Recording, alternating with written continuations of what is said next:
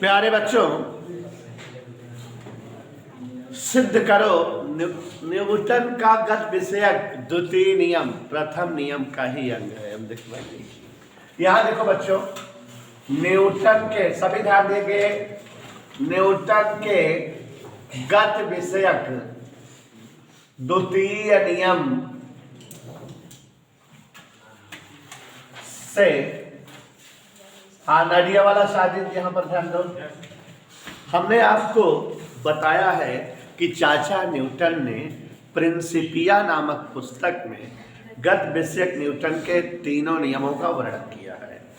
प्रथम नियम कहता है, बोलो, प्रथम नियम कहता है कि यदि किसी वस्तु पर बाह्य बल ना लगा हो तो वस्तुएं अपनी अवस्था को बनाए रखें। यदि कोई वस्तु विराम में है और गतिमान है जब तक कि उस पर कोई बाह्य बल ना लगाया जाए, इसे ही जो है जड़त्व का नियम और गैलीलियो का नियम भी कहा जाता है।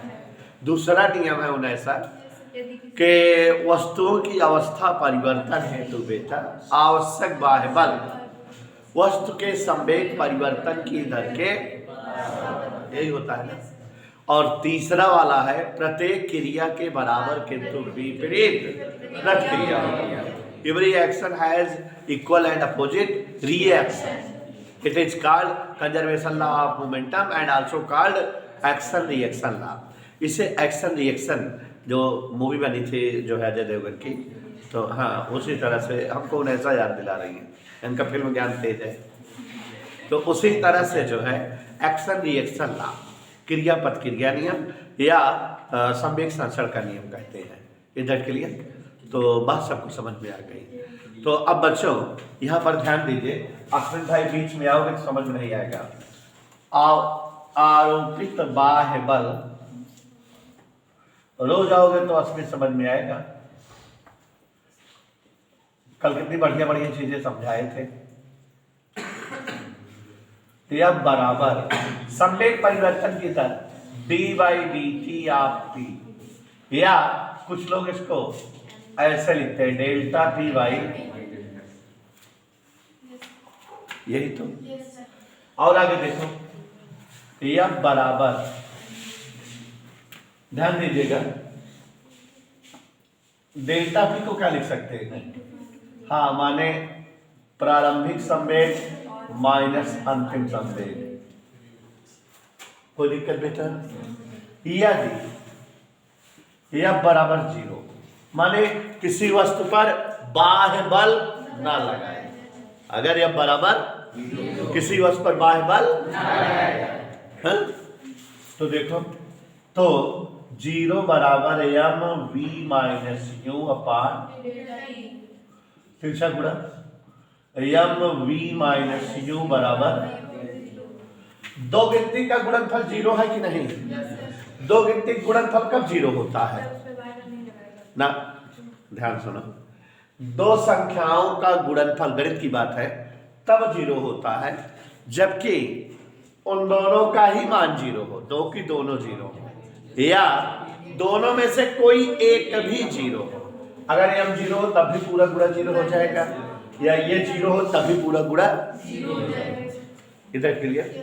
लेकिन बच्चों किसी भी वस्तु का द्रव्यमान 0 नहीं हो सकता, क्योंकि अगर कोई वस्तु रहेगी तो उसमें कुछ ना कुछ तो द्रव्यमान रहेगा। ग्राम में रहे, मिलीग्राम में रहे, माइक्रोग्राम रहे, लेकिन रहे तो द्रव्यमान शून्य नहीं हो सकता। तो इसका मतलब ये 0 होगा। इंप्लाइज या तो am 0 या v माइनस u 0। ये अग्राह्य है। क्यों अग्राह्य है? अमान्य है, अनएक्सपेक्टेबल है। क्यों? क्योंकि मास कैन नॉट बी 0 फॉरएवर, द्रव्यमान कभी 0, तो ये 0 होगा, ये 0 होगा, तो v बराबर क्या हो गया? u। माने वस्तु जिस वेग से चल रही थी वही वेग अभी भी बना है, वेग में कोई परिवर्तन नहीं हुआ। माने वस्तु अगर गतिमान है तो गतिमान बनी है, और अगर वेग 0 हो शुरुआत में, माने वस्तु विराम में है, तो बाद में भी वो विराम में है, माने अगर वस्तु विराम है तो विराम में बनी रहेगी, उसमें कोई गति उत्पन्न नहीं होगी। इस बात का मतलब समझो कि जो वस्तु की शुरुआती कंडीशन रहेगी वही अंतिम कंडीशन भी रहेगी, माने वस्तु की स्थिति में बदलाव नहीं होगा। अगर वस्तु विराम में है माने शुरू में चल नहीं रही है तो बाद में भी वो नहीं चलेगी, बाद में भी वो विराम में रहेगी। और यदि वस्तु शुरू में कुछ वेग से चल रही है तो वही वेग उसका बाद में भी बना रहेगा, वेग में परिवर्तन नहीं होगा, माने गति प्रभावित नहीं होगी। कब? जब वस्तु पर कोई बल ना लगे। तो मतलब यदि किसी वस्तु पर बाह्य बल नहीं आरोपित होता है तो वस्तु अपनी अवस्था में बनी रहती है। गतिमान है तो गतिमान बनी रहती है, और विराम में है तो विराम में बनी रहती है। अवस्था में बदलाव नहीं होता। कब? जबकि बाह्य बल, और यही तो पहला नियम है।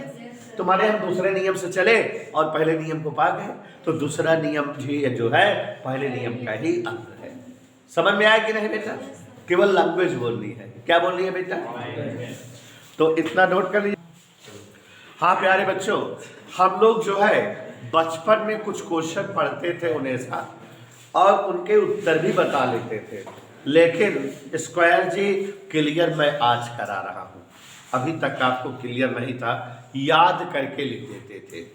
देखो क्या है कि हम लोगों ने पढ़ा है प्रॉपर्टी ऑफ इनर्शिया, जड़त्व का गुण। तो जड़त्व का गुण का मतलब क्या था कि यदि कोई वस्तु गतिमान है तो अपनी गति अवस्था, ध्यान सुनना, बोलना नहीं है, मन लगा सुनना। यदि कोई वस्तु गतिमान है तो अपनी गति अवस्था को बनाए रहती है, वो हमेशा चाहती है कि हमारी गति अवस्था बनी रहे, गति अवस्था में परिवर्तन का विरोध करती है। और अगर ये वस्तु विराम में है तो वह अपनी विरामावस्था को बनाए रखती है, विराम अवस्था में होने वाले परिवर्तन का विरोध करती है।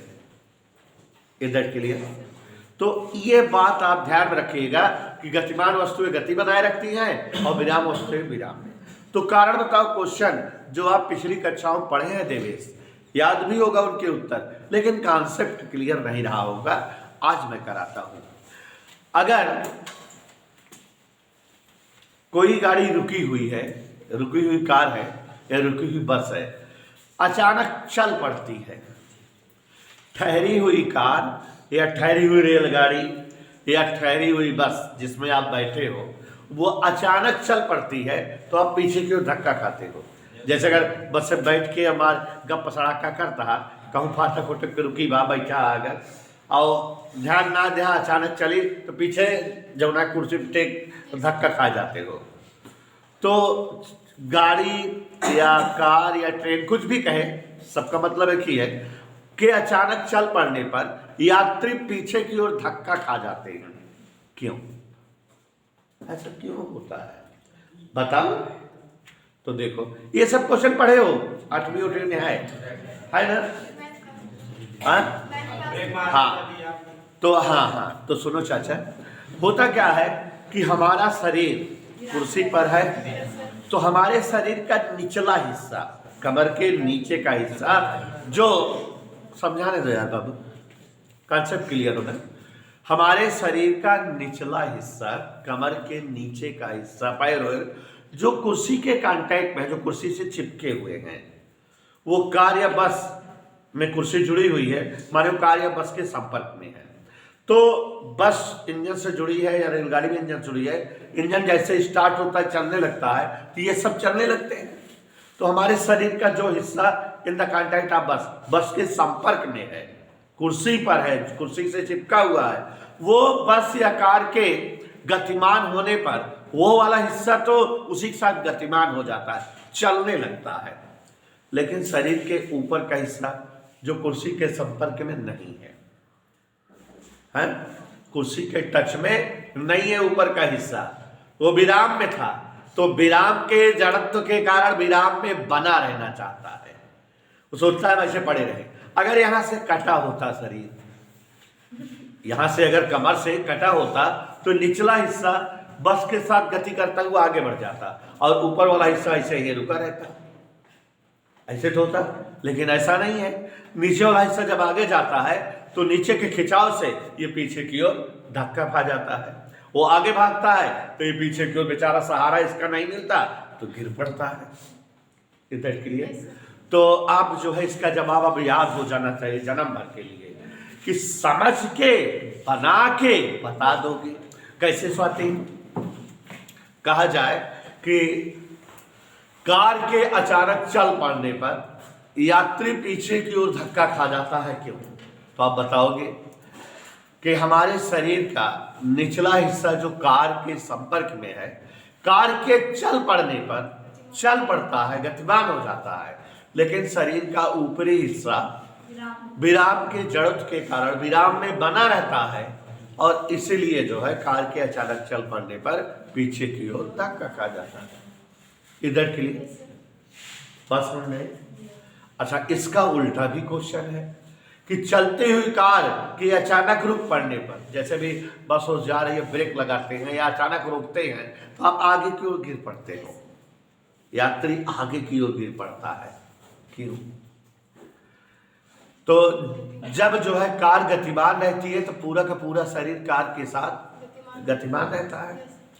कार के अचानक रुक पड़ने पर शरीर का निचला हिस्सा जो कार के टच में है, कार के साथ ही रुक जाता है, लेकिन ऊपरी हिस्सा जो गतिमान था वो गति के जड़त्व के कारण भागना चाहता है, आगे जाना चाहता है, तो इसलिए आगे की ओर गिर पड़ता है। अगर कटा होता तो आगे की ओर भाग जाता वो, गति के जड़त्व कारण कुछ दूर जाकर तब गिरता है ना, लेकिन जुड़ा है तो जा नहीं पाता बेचारा, तो गिर जाए। अब क्यों भागता है, खिंच में तो आगे भाग रहा है पड़ेगा। तो ये जवाब याद रहेगा कि नहीं बेटा?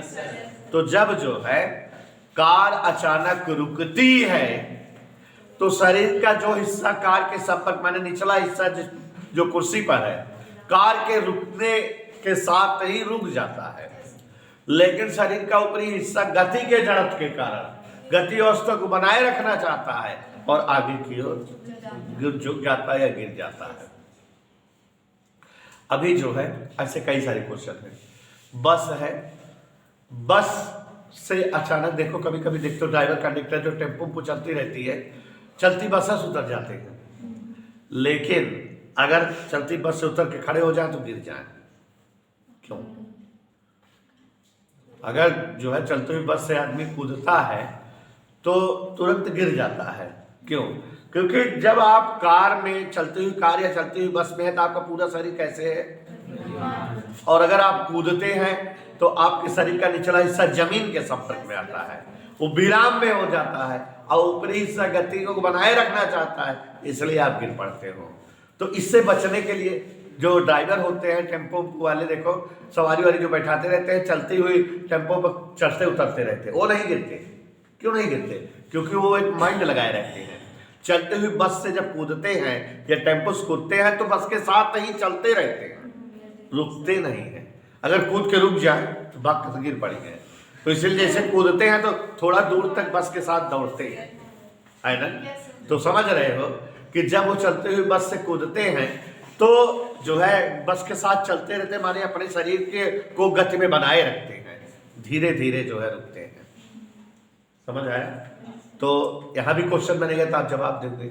और भी इस तरह के बहुत सारे क्वेश्चन हैं, जैसे कभी कोई कंबल या चादर गंदा होता है तो उसे आप पकड़ करके झटकते हो तेजी से, या गांव में देखो चारपाई उपाई के ऊपर इसे पकड़े रहते हैं, एक लोग डंडा उस पर मारते हैं, जैसे झटक रहे उस पर डंडा मारते तो उसकी धूल या मिट्टी निकल आती है, झड़ जाए पूरा मिट्टी उट्टी, डंडा पटकते हैं तो क्यों? क्योंकि जब जो है कंबल या जो है चादर को हम झटकते हैं तो कंबल जो हमारे संपर्क में है वो गति में आ जाता है, और जो उसमें लगी हुई धूल उल आदि के हल्के कण हैं वो गति में आना चाहते हैं और इसलिए जो है उससे अलग हो जाते हैं और जो है साफ हो जाता है कंबल या चादर। ऐसे ही कहता है कि जैसे गांव में अगर रहा हुआ तो जाना तो गए, पेड़ को हिलाने पर, जैसे अगर कौनो आम के या अमरूद के पेड़ में खूब आम या अमरूद फरा है तो निचुआ पेड़वा जो झूठ से झकझोरत है या डाल झकझोरते हो तो उसमें जो फल लटके रहते गिर जाते हैं, टूट टूट कर गिरने लगते हैं। तो क्यों? क्योंकि जब जो है पेड़ में जो फल या डाली में जो फल वगैरह है वो विराम अवस्था में है। आप जब उनको हिलाते हो, बल लगाते हो, बल लगाने के कारण वो गति अवस्था में आते हैं। तो पेड़ और डाल वगैरह तो जमीन के संपर्क में इसलिए जो है बल हटा लेने पर विराम में आ जाते हैं, लेकिन वो जो फल वगैरह हल्के हैं उस बल के प्रभाव से गति में आना चाहते हैं और इसलिए उससे अलग हो कर गिर जाते हैं और आपको मिल जाते हैं, है ना। हर जो काम आप करते हो घर पे, सभी कामों में साइंस है और साइंस से सभी कामों का एक्सप्लेनेशन है। एक बड़ी मजेदार बात बता रहा हूं, ध्यान समझो। जैसे कभी कुल्हाड़ी, हथौड़ी या फावड़ा, कुछ भी, कुल्हाड़ी, हथौड़ी, अगर उसकी जो बेट होती है, जैसे ये इधर जो है फावड़ा है और इसमें से बेट लगी है, बेट कभी ढीली लगती है, आगे पीछे होता रहता है, तो आप देखियो क्या करते हैं पापा लोग या घर में आप लोग क्या करते हो? नो, खीला लगाते हो नहीं, एक और काम करते हो, हाँ, आप उसको उल्टा करके पटकते हो जमीन पर। याद आया? जैसे हथौड़ी जो है ढीली है तो आप थोड़ा सा ऊपर ढीली लग रही है तो आप उल्टा करते हो और ऐसे ऐसे लकड़ी के बेट को जमीन पर पटकते हो, तो काफी पटकते हो तो कुछ देर बाद वो टाइट हो जाती है ऊपर। ऐसे ही करते हो, अगर काम कर रहे हो कभी वो ढीली लग, अरे देखो लोहार वार ठोकते रहते हैं और ढीला उनको लगता है, तुरंत वहीं वैसे उल्टा करके पटकते हैं, माने बेटवा ऐसे जमीन पर पटकते हैं तो फिट हो जाता है। तो क्यों? क्योंकि जब जो है वो चीज ढीली रहती है, कुल्हाड़ी या हथौड़ी या फावड़ा, तो लकड़ी के बेट को जब उल्टा करके पटकते हो तो कुल्हाड़ी और बेट दोनों किस अवस्था में आ जाते हैं? गति अवस्था में। लेकिन बेट जमीन के संपर्क में जब आता है तो विराम में हो जाता है, लेकिन वो कुल्हाड़ी गति के जड़ों पे बनी रहती है और नीचे तक आती रहती है और वहां तक आ जाती है जहां तक लकड़ी का बेट मोटा है, उसे फंस जाती है तो फिर ढीलापन समाप्त हो जाता है। इधर के लिए कह दो साइंस है, कह दो, हाँ साइंस है। तो जब जो है कुल्हाड़ी या फावड़े को की बेट को उल्टा करके पटकते हैं तो लकड़ी और कुल्हाड़ी दोनों, बेट और कुल्हाड़ी गति में आ जाते हैं, किंतु बेट का जमीन के संपर्क में आने से तुरंत विराम में हो जाता है, लेकिन कुल्हाड़ी जो है गति के जड़ कारण गति में बनी रहती है और वो बहुत ज्यादा सरक करके बेट के मोटे स्थान तक आ जाती है और फंस जाती है उसी में, माने मोटापन के कारण ढीलापन समाप्त हो जाता है, कस जाती है उसी में। समझ रहे हो ना? कारण बताओ, क्वेश्चन है कि नहीं। एक बार की बात है, उनेसा ने एक जो है कहीं से रिवाल्वर की व्यवस्था किया, कट्टे की, और एक जो है पूरा शीशे की खिड़की थी, उस पर निशाना लगाया, मारा धाए से, तो देखा कि गोली चली और पूरा का पूरा जो शीशा था वैसे रहा और गोली एक साफ गोल छेद बना करके शीशे से बाहर हो गई। लेकिन अगर अभी यहीं आप पत्थर उठाओ और पत्थर का टुकड़ा फेंक के मारो, पूरा शीशा टूट जाएगा, एक थोड़ी जगह होल नहीं होगा, पूरा शीशा चटक जाएगा, पूरा चटक जाएगा, है ना। तो क्वेश्चन बनता है हमेशा कि अगर किसी शीशे की खिड़की या दरवाजे को पत्थर से फेंक कर मारा जाता है, पूरा शीशा टूट जाता है, किंतु अगर उसी पर गोली चलाई जाती है तो पूरा शीशा बचा रहता है, केवल एक साफ गोली के आकार के बराबर छेद हो जाता है, बस। क्यों? कचन ना हो कि क्वेश्चन है, सवाल ना हो। हाँ, तो यहाँ जो है हिंडोला, ध्यान से सुनना, क्या वजह है? रोला हिंडोला, गोली बहुत तेज वेग से स्प्रिंग करते हुए निकलती है और जब गोली का वेग बहुत ज्यादा है तो जब गोली शीशे पर मारी जाती है तो शीशे का जो भाग गोली के संपर्क में आता है, मतलब जितने आकार की गोली है वहां पे जितना जो ना शीशा टच में आए, गोली के साथ बाहर निकल जाता है, क्योंकि गोली का वेग बहुत अधिक होता है, तो इसलिए शीशे का जो भाग गोली के संपर्क में आता है केवल वही गतिमान हो पाता है, पूरा का पूरा जो है गोली के साथ वो शीशा थोड़ा निकल जाता है बाहर, लेकिन बाकी शीशा विराम के जड़त्व के कारण विराम में बना रहना चाहता है। और इसलिए जो है केवल वहाँ एक साफ छेद होता है, क्योंकि गोली बहुत तेज तेज चलती है। जब तक जो है और सारे शीशे गति में आ पाए तब तक गोली बाहर निकल जाती है। तो इसलिए और जगह जो है शीशा नहीं टूटता, केवल उतने जगह शीशा टूटता है जहां तक गोली का टच होता है। लेकिन जब पत्थर फेंकते हो शीशे पर तो पत्थर का वेग बहुत ज्यादा नहीं होता है। अब पत्थर 500 मीटर पर सेकंड की स्पीड से थोड़ा फेंक पहुंच गया, पत्थर 10-20 की स्पीड से रहे ज्यादा रावण करे। तो जब पत्थर फेंका जाता है तो पत्थर का वेग बहुत ज्यादा ना होने के कारण पत्थर जब जो है शीशे के संपर्क में आता है तो जो स्थान पत्थर के संपर्क में आता है शीशे का, वो तो गतिमान हो ही जाता है, आसपास शीशे के और अवयव भी गति में आ जाते हैं और इसलिए और भी शीशा टूट जाता है। तो दी जान कारण बताओ क्वेश्चन। तो आप समझ रहे हो ना, ऐसे जवाब दे लोगे कि नहीं? पक्का? कभी कभी पूछता है। अब ये सब जितने बताए ये सब न्यूटन के गति विषयक प्रथम नियम पर है, जड़त्व पर है ना, और जड़त्व का नियम तो गति विषयक प्रथम नियम है। अब ऐसे ही बेटा कुछ और भी हैं जो और नियमों पर है। जैसे कहा जाता है जैसे पानी से बाल्टी तेजी से खींचते रहो, रस्सी टूट जाए तो आप पीछे की ओर गिर जाते हो। क्यों? क्योंकि बेटा जब आप बाल्टी को खींचते रहते हो तो आप रस्सी पर बल लगाते रहते हो। क्रिया प्रतिक्रिया न्यूटन का तीसरा नियम, रस्सी भी आप पर बल लगाती है, दोनों बल बराबर बने रहते हैं, इसलिए आप और रस्सी बैलेंस रहते हो। रस्सी टूट जाती है, रस्सी वाला बल आप पर लगता है, इसी कारण आप पीछे क्यों धक्का खा जाते हो। कभी अगर नाव पे बैठे हो अगर, तो जब नाव से आपको बाहर कूदना रहता है तो पैर से नाव को पीछे की ओर धकेलते हैं। तो वही आप जितने बल से नाव को पीछे की ओर धकेलते हो वही बल नाव आप पर लगाती है, आप आगे कूद पाते हो, है ना। प्रत्येक क्रिया के बराबर किंतु विपरीत। तो बच्चों इस तरह से कारण बताओ क्वेश्चन है और हम लोग इनकी लिखा पढ़ी करने चल रहे हैं। इधर टोके चलिए लिखिए।